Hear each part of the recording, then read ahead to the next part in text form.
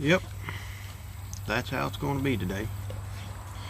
Alright guys, in this video we are going to be talking about this thing and this one. Yeah,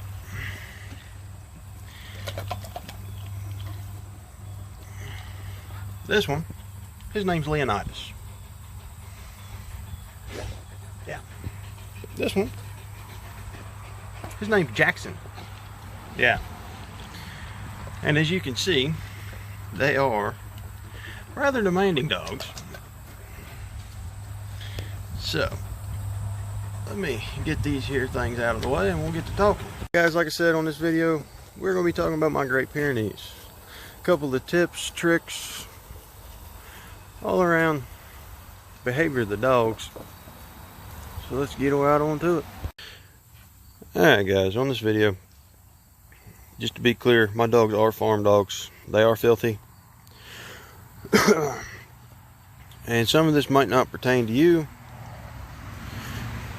depending on your dog and whether or not they have a large area to run. Mine have acres to run, and usually at night you hardly ever see them because they're out running around somewhere, and they sleep most of the time during the day. But since I'm out walking around talking about them, they're up moving today. Alright guys, the first thing we're going to talk about today is chewing. This particular dog, he's growed out of chewing on the majority of stuff. As you can see, when he was a puppy, he chewed my railings. Yeah, so tip number one, when they're a puppy, there's not a whole lot you can do about it because they're just trying to cut their teeth. But he now has upgraded to chewing on wood, as in wood he can back around. And he's carrying a block of a 2x4 right now, he found somewhere. This one don't do a whole lot of chewing. But he is almost a year older than the other one.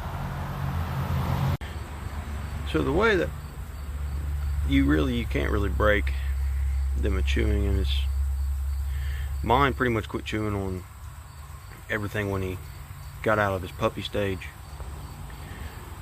Now he just packs around blocks of wood, and I could take the blocks of wood away from him, but then he'd find something else to chew on. And I've heard people say, well, get them chew toys. I don't give mine chew toys because mine eats them whole. Like I said in my last video, that particular dog, he ate a towel, and he didn't chew it up, he just swallowed it whole. And then that cost $7,000 to get the towel removed from his guts. So we got the towel removed, brought him home. He had to be locked in a cage for 2 weeks, and he had to wear an e-collar. So he ate the e-collar. Yeah, come home from work one night, he's laying there, no e-collar on. E-collar's gone. Had to take him back to the emergency room and get them to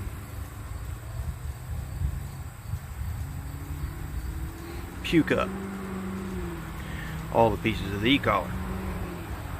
So that's why mine do not have chew toys, because mine, no matter how big the chew toy is, he'll chew it in half and swallow it. And we've tried the ones for excessive chewing, the hard ones, everything. That dog can't have them. And since he can't have them, the other one can't have them. But the other one, he don't chew on anything. But hopefully your dogs will be like mine, and they'll stop chewing on your porch and your house and everything else when they get out of their puppy stage.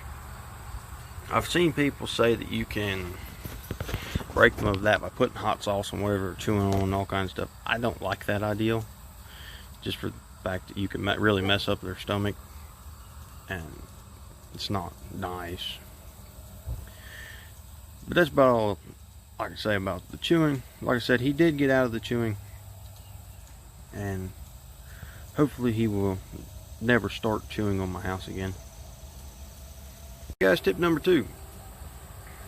I've been in a couple of groups on Facebook about Great Pyrenees, and I see where people are having trouble getting their dogs to eat. When I first got mine as a puppy, he ate good, and once they come outside with the other one, we started having problems with them eating, and they'd spill their food everywhere, and they really wasn't eating a whole lot. So what we did was, I went through online, did a whole bunch of research, and basically what I decided to do was I bought a couple of buckets, and now I put their food bowls inside of buckets, and it raises them up. You can buy a raised feeder, but I don't have a need to, because the buckets work great. And the feeders that I was looking at that are big enough for my dogs are like $100, and I spent $2.40 some cents on buckets, and it, like I said, it works out great. So that might help you out a little bit. And they no longer spill the foods. I'll put a little clip into them eating right now.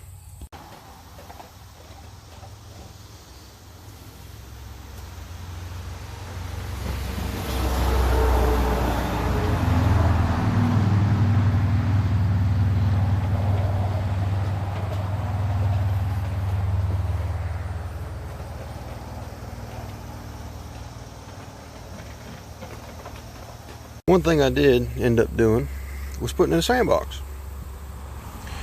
That really helped out a lot. Now, because they used to dig all over the yard, now they dig in here. Alright guys, next thing I'm going to talk about is them wearing paths in your yard. I do not know how to stop them from doing this, but mine literally run the perimeter fencing everywhere. They got a path that runs all the way down and around the fence, and a path that runs all the way down that fence. Like I said, I'm not real sure how to get rid of that. I don't mind it too much because it don't really affect me. My dogs are farm dogs. If you live in a nice suburb or something like that, you might want to try to figure out a way not to get them to do it, but that one I cannot help you with. Like I said guys, I don't know everything about them. It's just a couple of things that I've seen over having them in the past few years. Like I said, they are great for protecting livestock. They do great with all my other animals. Because once they get used to an animal, they get protective over that animal. The only one they do not like is my wife's French Bulldog, but that's because he snaps at their face. And we just got him last week, so hopefully we can get them through that. Alright guys, that'd be it for this video. Just wanted to go through a couple of little tricks that I have about owning these dogs and some things to consider before getting one. If you like this video, I'll make up some more here in the future. So go ahead and, if you like it, like and subscribe and see more about my dogs and what I do to help them out. See if you might be able to learn a few things. And that'll be it. Y'all have a good day.